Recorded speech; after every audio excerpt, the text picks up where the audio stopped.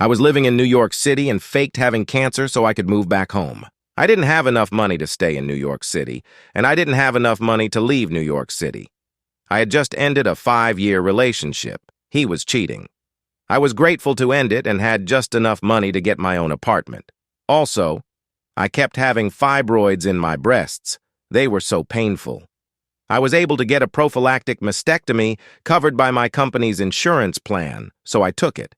My neighbor assumed I had breast cancer after my surgery, and I never stopped her from thinking that.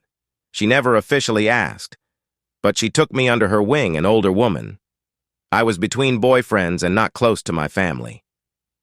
Well, that's when the lie started. I didn't stop her. I needed her. I felt so lost and alone. Then, I remember the first time the lie crossed my lips. I told a friend I had cancer, and she suggested I get treatment back at home in Texas. I thought, could this be my justifiable reason for going back home? I was always afraid of what people thought of me if I returned home. She couldn't make it in New York. She failed. Elle used the lie to move home.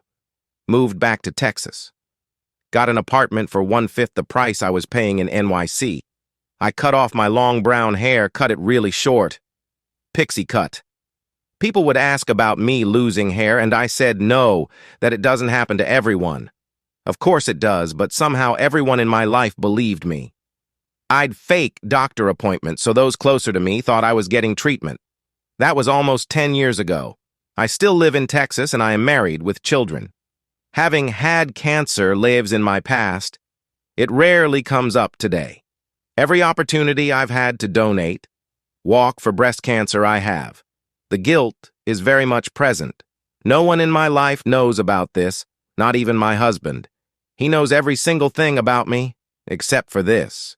It is kind of wild typing this out, because I've never breathed these words out loud to anyone. I didn't realize that a little pressure would lift up off my shoulders. Don't get me wrong, still tons of pressure. But I am feeling a little shift by sharing. P.S. I've had 6 miscarriages, and my mother was diagnosed with breast cancer, survived. Deep down in my heart, I feel as though both of those are because of this lie.